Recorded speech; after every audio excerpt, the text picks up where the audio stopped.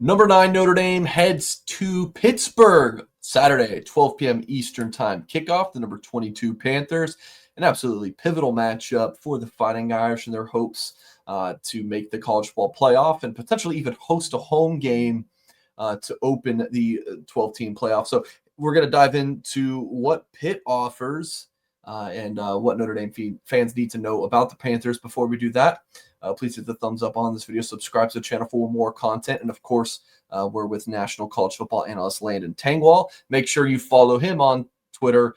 His @ is right under his name there, @ Landon Tengwall. Very easy. So, Landon, let's step into the film room.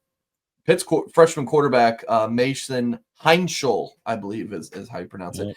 He's been pretty good since coming on as Pitt's starting quarterback. So what do you see on his tape?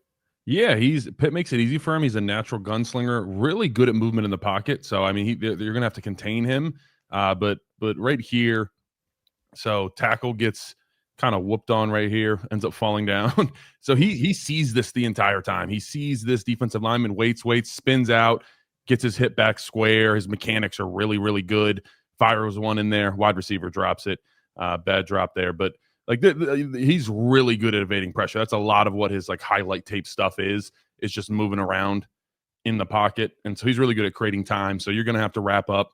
Same thing with the running back. We'll look at it in a second here, but you're bringing pressure again, steps up, escapes this pressure right here, and then sees his wide receiver running open, linebacker coming down. A lot of quarterbacks can get kind of cowardice in the situation. He's got a really quick trigger though. Like if you just watch the whole time, like that's really quick, just fire it out there to your wide receiver. So really good at that. Like I said, he's fairly fearless, and like I said, there's going to have to be some really good blitzes brought, which I think I'll say Freeman, but I don't know. I think you're against that. That's what I've been told from Notre Dame fans, Mike. Is that true?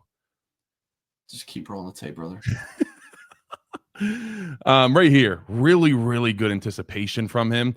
So the DBs are going to be tested. These guys, this is what they live in. They live in 5 wide, and it's generally almost always like very spread out. Like normally the two wide receiver side, which is generally one of the running backs, they're normally closer, but there's always just like this offense lives in spacing and 5 wide. They don't really have much of a rushing attack, but they love this type of stuff. And one thing to be kind of on the lookout for, we'll see this. Running backs a lot of times will start in the backfield and then motion out, like a high percentage. I haven't looked, but like more than I've ever seen watching tape. So I don't know.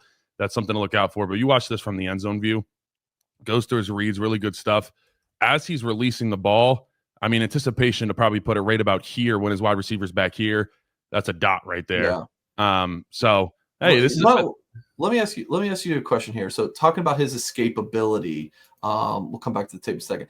Talking about his escapability, like for how much man Notre Dame plays, like that, I feel like makes you a little bit nervous. You have some DBs with their back to the quarterback.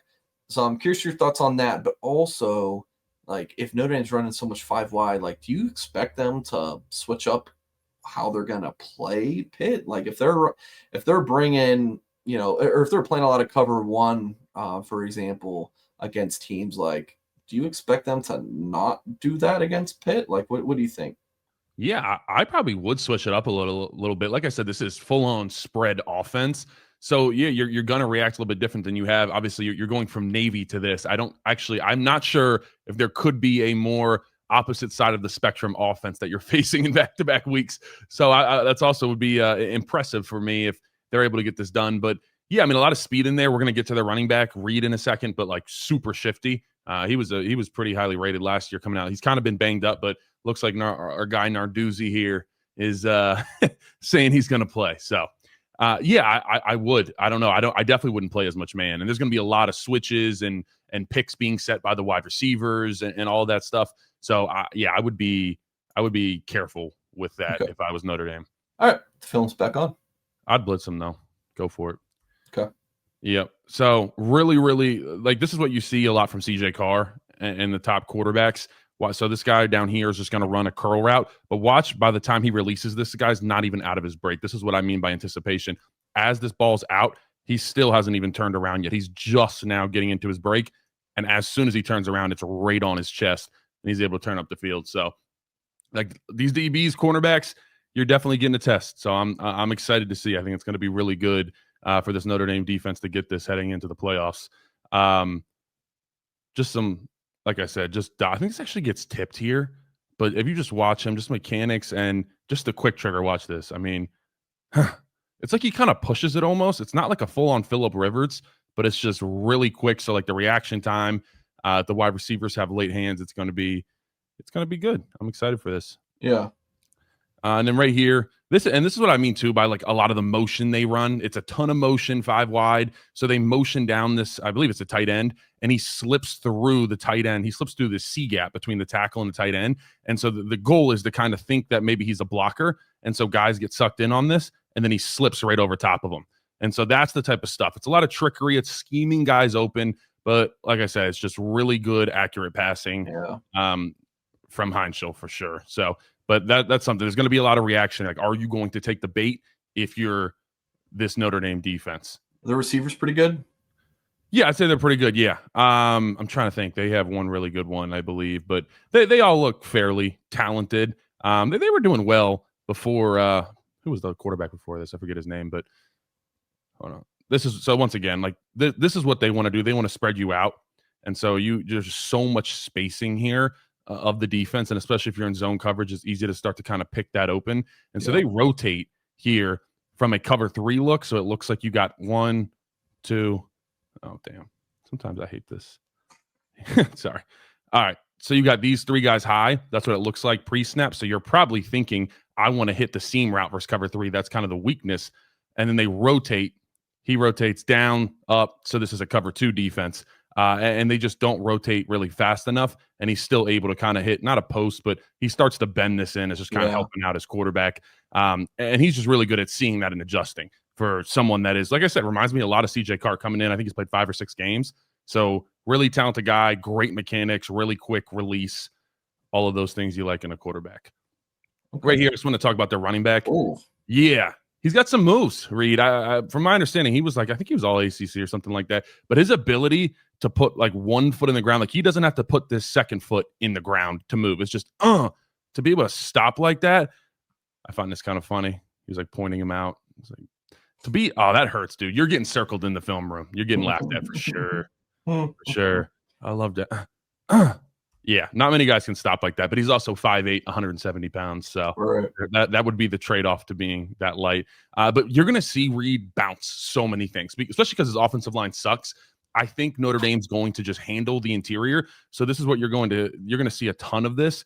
This is really kind of, actually it's supposed to hit up in here, but you kind of have a couple different places to go. But no matter what, there's so many up the middle duo runs, and he just bounces just like this. And he's got, once again, really smooth, just like one cuts. This Louisville defense did not probably have or I think it's NC State, excuse me, not have a good day in the film room. That's for sure. Okay. So really shifty guy. And like I said, so this is kind of that. This is supposed to hit right up the middle, and he's just so liable to bounce it out. That's what he wants to do. But so perimeter tackling, KVA, sideline to sideline. That's probably what we're going to see a lot. You want a lot of speed out there for sure Saturday against Pitt.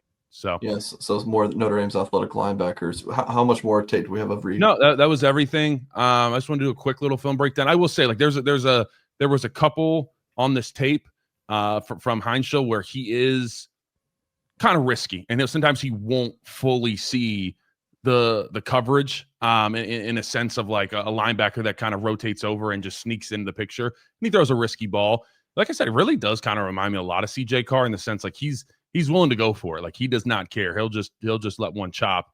And like I said, he's got a lot of talent. So I don't know. It's probably going to be. I don't know. I don't want to say yet because he's only played 6 games, but I think he's the best quarterback Notre Dame will have faced this year, at least if he plays at the level we've seen. He's also playing ACC ball, but played some good teams. So, do you have like a quick score prediction or like how you see this game, like finishing? Like how do these two teams stack up? A lot of passing on Saturday. I mean, obviously you want to establish the run, but this Pitt rush defense is definitely very stout. So I think they're going to have to rely on CJ Carr moving the stick. So 31-27. Oh, close. Notre Dame. I got a close game. I think it's going to be a really good one. Even though Pat Narduzzi doesn't believe in his team, I would hate my coach if he said what he said, but I'm going to go with the close game. That could also be like a garbage time touchdown that brings them Sure. back within. But Yeah, I'm, it's I'm like gonna ride with that. 31-20, and then they score late. Yeah. Okay. Yeah. I got 33-18. Just All right. random scores put together. I don't know how they're going to get to 33 and they're going to get to 18, but take it to the bank. Don't take it to the bank. It's just losing money. Folks, please do hit the thumbs up on this video. Make sure you follow Landon at Landon Tengwall on Twitter. Is always posting good stuff, not only about Notre Dame, but a lot of Midwest Big Ten type schools. I saw you just posted a Michigan State video, even, which is cool. Does again a lot of different college football coverage. So make sure you give him a follow. Thank you all for watching, and we'll catch you next time.